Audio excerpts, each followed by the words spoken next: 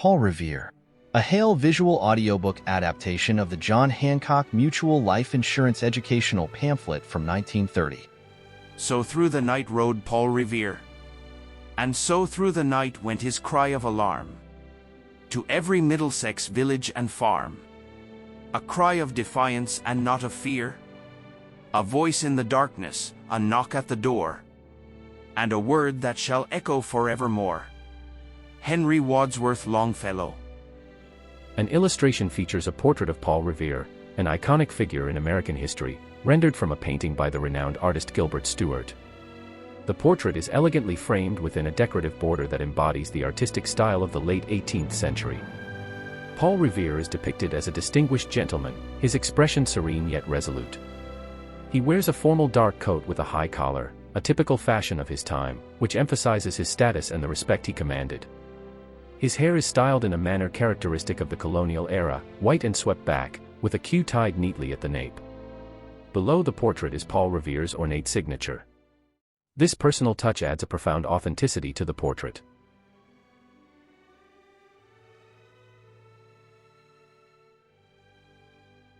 The story opens with an illustration that presents the historic Paul Revere house located in Boston. Nestled amidst lush foliage, the house is depicted in a detailed black and white sketch that captures its colonial architectural essence. The structure is 2 stories tall, with a prominent gabled roof with a massive chimney poking through, hinting at the warmth of the hearth below. The facade features a symmetrical arrangement of windows, each framed with shutters, and a heavy wooden door, inviting and sturdy. Surrounding the house, mature trees and dense shrubbery partly obscure the view, giving the scene a secluded, serene atmosphere. Below the image, an elegant banner curls with the inscription, "The Paul Revere House, Boston," gracefully acknowledging the historical significance of this iconic dwelling. This home, preserved through centuries, stands as a silent witness to the vibrant history of the American Revolution. 85 years after, the 18th of April in 75, Longfellow wrote the poem which has immortalized the midnight ride of Paul Revere. That famous ride is one of the most thrilling and picturesque incidents in our history because of the events which took place the next day on Lexington Common and by the Rood Bridge at Concord. Yet it might have remained merely a fact of history, had not the pen of the poet caught the fire of those hurrying hoofbeats and the deep significance of that midnight message. To most of us, this story is so vividly fixed in our imaginations that we seldom think of Paul Revere except as a messenger of alarm, mounting his horse and speeding through the night with his cry of warning to the countryside. But Paul Revere was not a person of one ride only, nor of one deed of renown.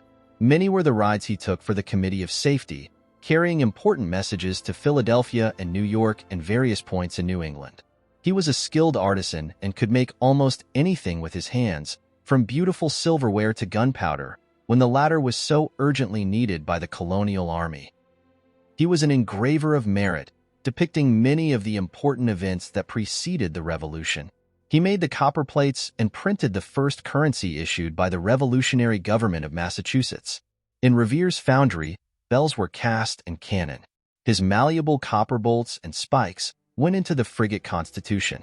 He established the first copper rolling mill in America and rolled the first American sheet copper. He supplied copper to make boilers for Robert Fulton's steam ferry boats. It is impossible to read the life of Paul Revere without being struck by the amazing versatility of his accomplishments.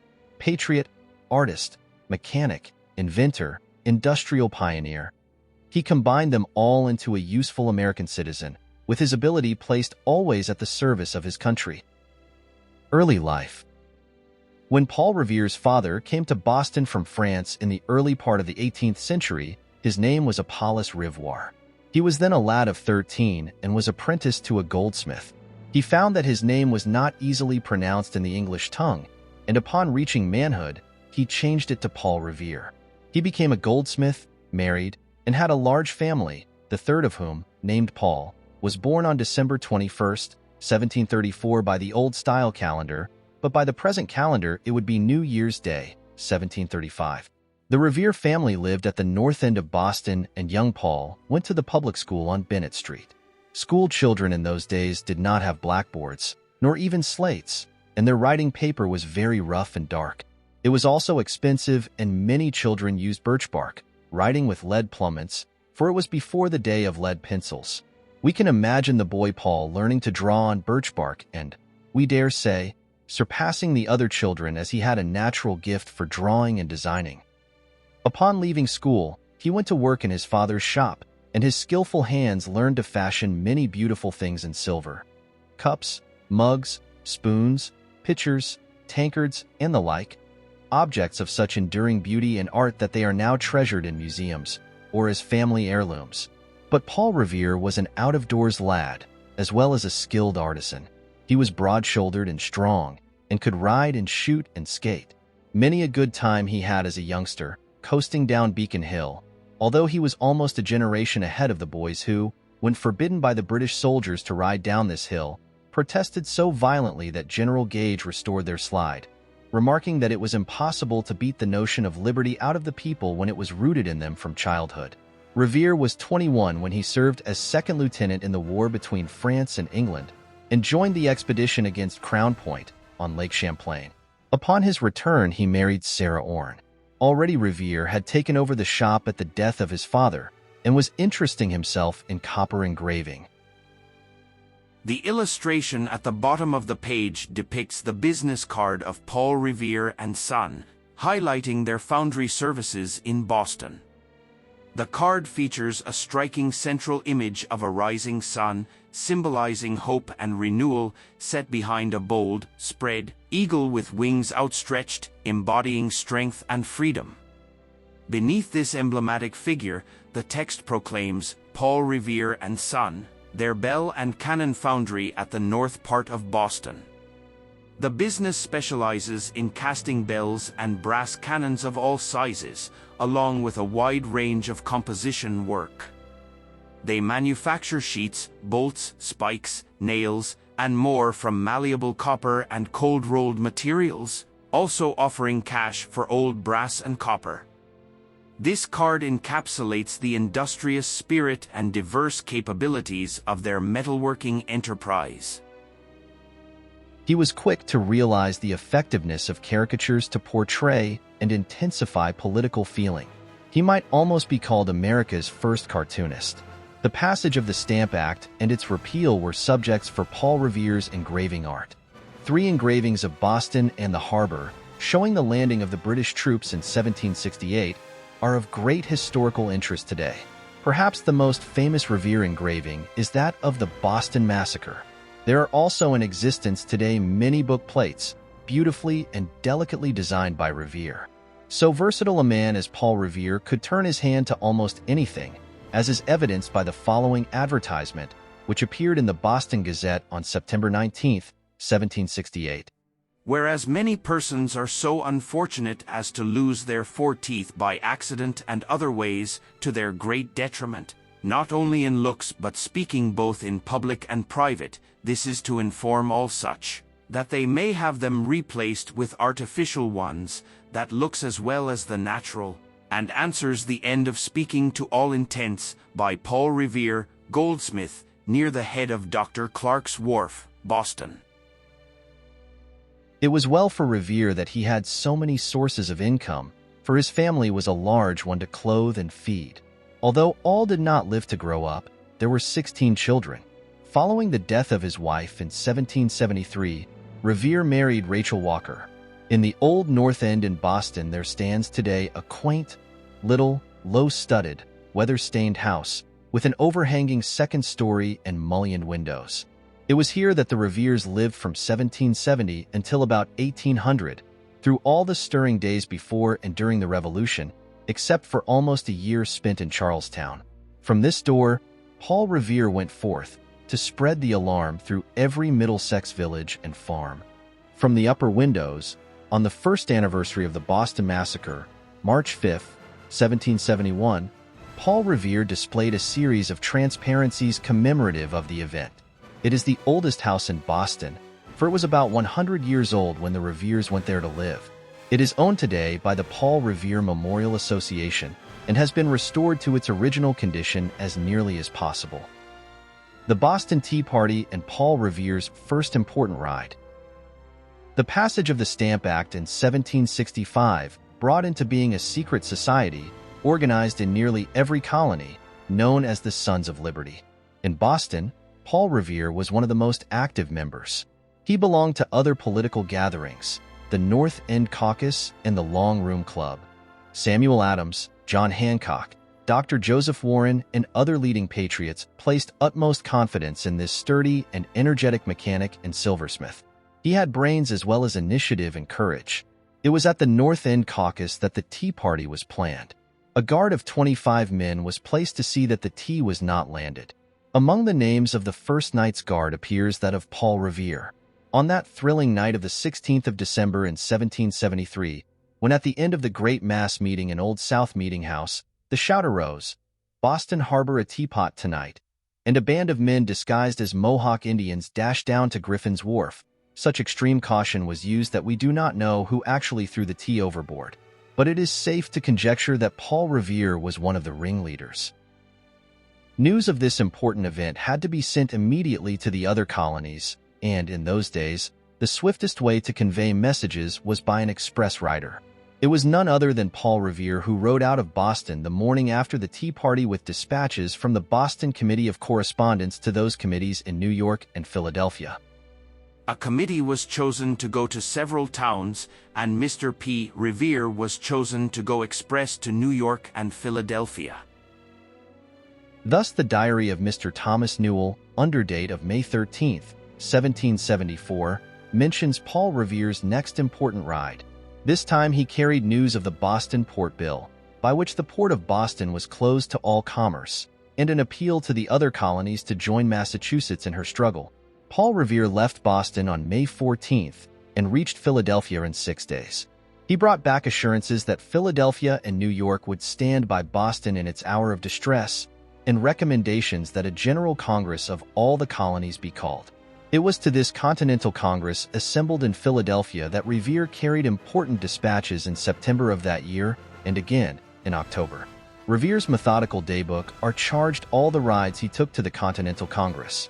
When not express riding, he was busy on his engravings, some of which he now contributed to the Royal American Magazine.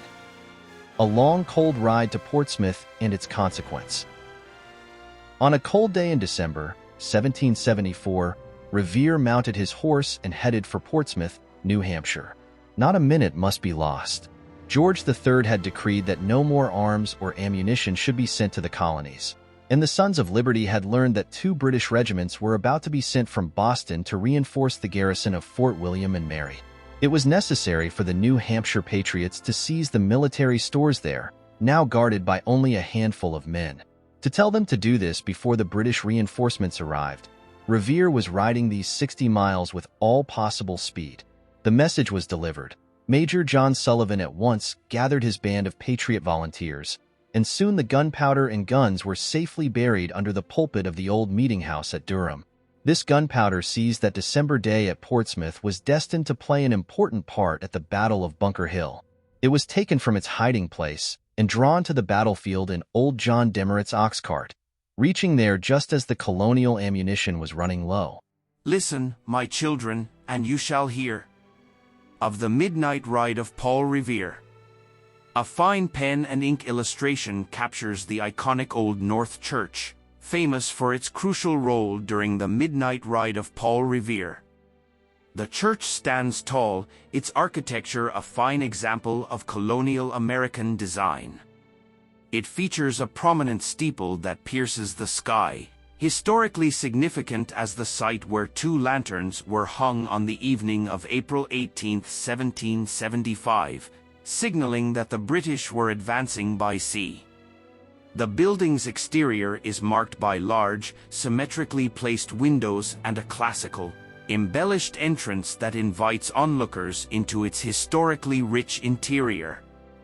Surrounding the church are hints of a sleepy colonial Boston, serene yet teeming with the undercurrents of revolution.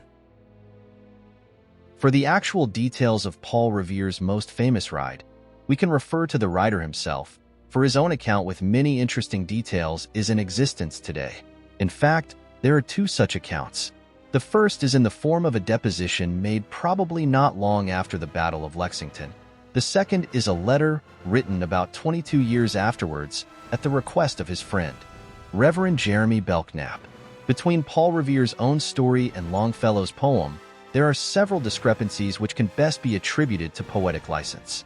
In Revere's account, we learn of another ride to Lexington on Sunday, the 16th of April, which was almost as important as his midnight ride. As we know, affairs in Boston had reached a critical state during the winter of 1774 to 1775. The Sons of Liberty were keeping close watch of the 4,000 British soldiers camped in Boston under command of General Gage, who, in turn, had spies everywhere.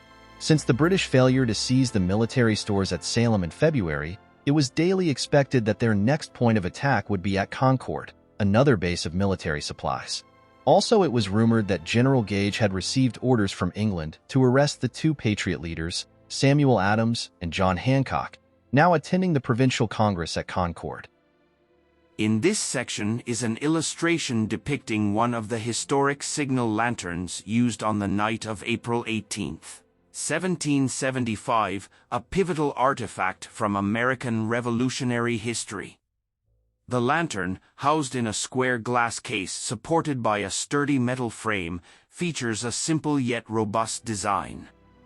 Atop the lantern, a decorative vent cap, to help supply air to the candle without blowing it out, resembles a small, ornate dome. The frame's top is adorned with a metal hoop, suggesting that the lantern was designed for both functionality and portability. This particular lantern, now a treasured piece of the Concord Antiquarian Society's collection, represents a silent witness to the urgent, secret signals that set Paul Revere's famous ride into motion. Paul Revere tells us he was one of a committee of about 30 who took turns, 2 by 2, patrolling the streets at night to keep watch of the British. On Saturday night, the 15th of April, they discovered several suspicious movements among the British. The next day, Dr. Warren, chairman of the Committee of Safety, sent Revere with a message to Mr. Adams and Mr. Hancock, who were staying in Lexington. Undoubtedly, it was this Sunday message which carried the first warning that the British were actually preparing to make their long-awaited move. That Sunday ride to Lexington is important for another reason. On his return, Revere tells us he stopped in Charlestown. There I agreed with a Colonel Conant and some other gentlemen, he states, that if the British went out by water, we would shoot 2 lanterns in the north church steeple, and if by land, 1, as a signal. This plan of the signal lights was arranged, some think entirely through Revere's foresight, so that in case the British should prevent a messenger leaving Boston, the warning of any movement on their part might be communicated to the surrounding country, and a messenger sent from Charlestown to spread the alarm. On Tuesday evening, the 18th, several companies of British soldiers were silently marched to the foot of the Common, where boats were to carry them across to Cambridge. Historical note: the point from which the British started in their boats was near what is now Park Square.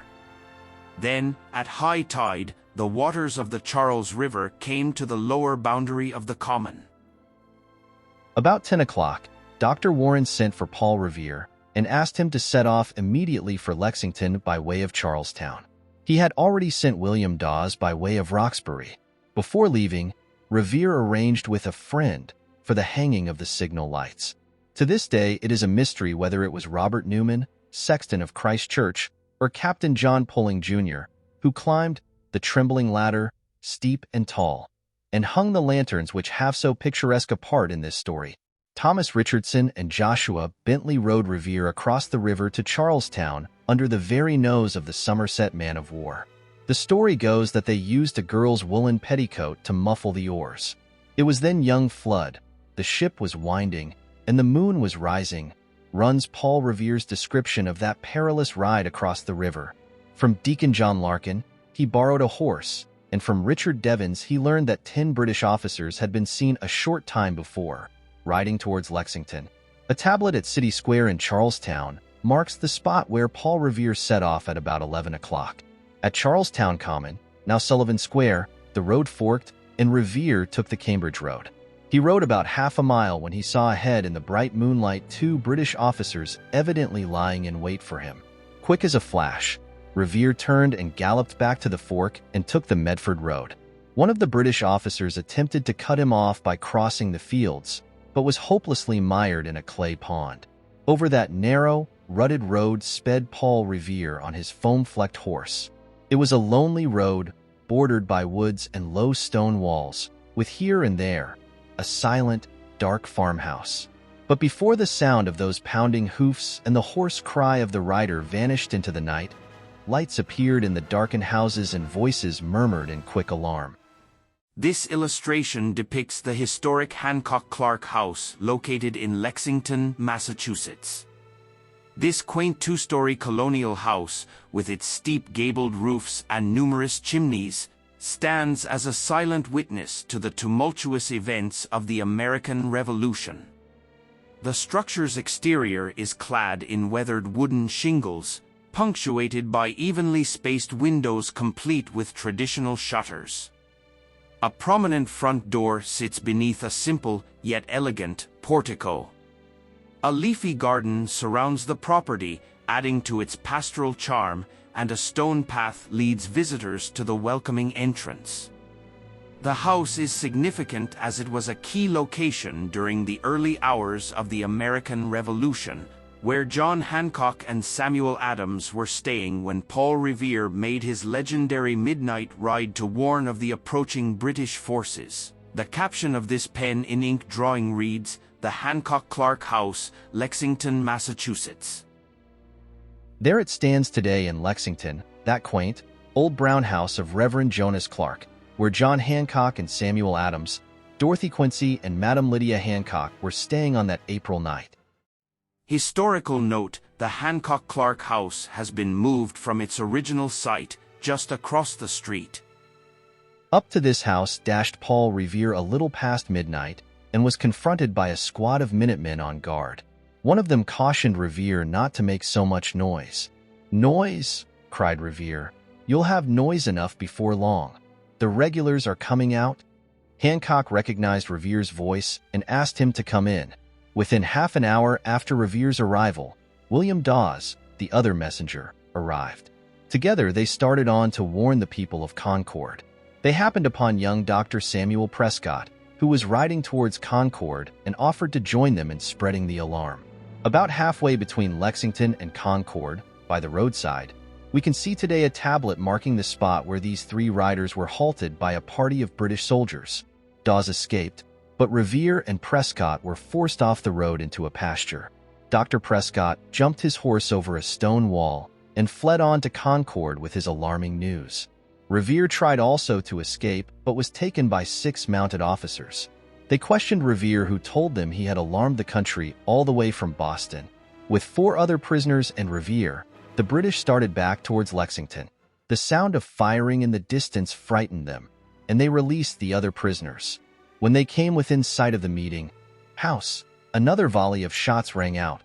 They ordered Revere to dismount, took his horse for a sergeant whose own horse was worn out, and rode away. Revere says he went across the burying ground and some pastures and came to the Reverend Mr. Clark's house. Hancock and Adams were still there, but were persuaded to go to Woburn. Revere accompanied them, but soon he and Mr. Lowell, a clerk to Mr. Hancock, hurried back to the tavern to get a trunk of important papers belonging to Mr. Hancock. There, overlooking Lexington Common, stands today that same old tavern, from whose front chamber window Revere watched the British. Very near, upon a full march. Historical note: Buckman Tavern, which faces Lexington Common on the east, was built about 1690. Here in the early morning of April 19, 1775, the Minutemen assembled to await definite word that the British were approaching. Below him, on that bit of Lexington Green, so soon to become hallowed ground, he could see in the dim gray dawn Captain Parker assembling his little band of Minutemen. Revere says that as he and Lowell hurried away from the tavern carrying the trunk, the British troops appeared on both sides of the meeting house. Then it was that Captain Parker gave that solemn order. Stand your ground. Don't fire unless fired upon. But if they mean to have a war, let it begin here. We know how the Minutemen stood their ground that day at Lexington and later at Concord. How the British retreated in great confusion to Boston. Exiled from Boston, it was not safe for Revere to return to Boston. The British knew too well how the news of their march had preceded them to Lexington. He took a house in Charlestown, where his family joined him, and lived until the British left Boston almost a year later. Meanwhile, he was permanently engaged by the Committee of Safety as a messenger, receiving 4 shillings a day for his services. Revere's many-sided ingenuity and mechanical genius now came to aid the struggling country. Colonial currency was needed to pay the soldiers, and the Provincial Congress turned to Revere to engrave and print several issues of paper money. In 1775, plates for currency issued by the Continental Congress were engraved by Revere. Gunpowder was needed in Massachusetts, and Revere was sent to Philadelphia to inspect a powder mill. The owner of the mill was unwilling to give him information regarding the process, but with one visit to the mill, Revere's trained eyes took in enough so that he was soon supplying the Continental Army with gunpowder made in Canton, Massachusetts. The British left the cannon at Castle William badly damaged, and General Washington called upon Revere to repair them. This he did, at the same time inventing a new carriage for them. In the winter of 1776, under order of Congress, Revere superintended the casting of cannon. Revere felt keenly disappointed not to receive a commission in the Continental Army, but he cheerfully assumed the military duties assigned him in the service of the state, where he received the rank of lieutenant colonel. During the winter of 1778–79, he was in full command at Castle William. A pioneer in the copper industry of America. After the war, Revere quickly resumed his numerous business activities. In 1783, he opened a large store of hardware directly opposite where Liberty Tree stood. Here he sold goods of his own manufacture, ranging all the way from candlesticks to shoe and knee buckles. His daybook shows many charges for picture frames made for John Singleton Copley, who also painted a portrait of Revere. This portrait was done when Revere was about 40 years old, at about the time of his midnight ride. It shows Revere at his work table in his shop, holding a silver teapot, a sturdy, broad-shouldered fellow, with an intent, eager look in his eyes. When he was twice this age, Revere sat for another portrait, this time to Gilbert Stuart. The Paul Revere of the Stuart portrait is a kindly-faced, white-haired old gentleman. In 1792, Revere established a foundry in Boston, where he cast bells and cannon, and perfected a process of forging malleable copper. His bells were noted for their rich, sweet tone, and today, in many New England towns, Revere bells still summon churchgoers. The bell today in King's Chapel, Boston, was cast by Revere, as was also the ship's bell on the frigate Constitution, which was shot away in the fight with the Guerriere. Revere obtained the government contract to do all the brass and copper work for Old Ironsides. An itemized bill for this work totals $3,820.33. The bolts and spikes were made from malleable copper, a secret, Paul Revere writes, he gained after a great many trials and considerable expense. Until 1801, copper rolling in America had never been attempted. This was Revere's next business venture. He borrowed $10,000 from the government for the erection of mills in Canton, Massachusetts, agreeing to pay it back in manufactured copper. The debt was soon canceled. In 1802, Revere and Sons supplied material for coppering the State House in Boston. The following year, the hull of Old Ironsides was recoppered by Revere. Her logbook, under date of June 26, 1803, reports the following picturesque incident. The carpenters gave 9 cheers, which were answered by the seamen and caulkers because they had in 14 days completed coppering the ship with copper made in the States. In 1809, Revere and Son furnished copper for 2 boilers for Robert Fulton's Hudson River steam ferry boats. During these years of his extensive business enterprise, Paul Revere was ever active and highly respected in public affairs. In 1788, when the question of ratifying the federal Constitution by the state of Massachusetts was hanging in the balance, Paul Revere presided over a great mass meeting of Boston mechanics. Resolutions passed in favor of the Constitution were carried to the convention by the mechanics in a body, headed by Revere, and undoubtedly influenced the ratification. Revere was largely responsible for the organization, in 1795, of the Massachusetts Charitable Mechanic Association and was its first president. When the cornerstone of the new State House in Boston was laid, on July 4, 1795, Paul Revere assisted his old friend, Samuel Adams, then governor of Massachusetts, in the ceremonies. In 1800, the Reveres moved to a house on Charter Street. Here Paul Revere died on May 10, 1818, at the age of 83, and was laid at rest in the old granary burying ground. Today, in this quiet enclosure, amid the hurrying, busy life of Boston, are the graves of three men whose lives were so closely linked on that April night in 1775 and who worked together in the cause of liberty. For here were buried Samuel Adams and John Hancock, the two Patriot leaders, and Paul Revere, the midnight messenger who rode to warn them against capture. References: The Life of Colonel Paul Revere by Elbridge Henry Goss. The True Story of Paul Revere by Charles Ferris Gedemy. Paul Revere and His Famous Ride by Charles C. Farrington. Old South Leaflet No. 222, including Paul Revere's own account of his midnight ride, with a short account of his life by S. E. Morrison. Paul Revere's Ride by Henry Wadsworth Longfellow.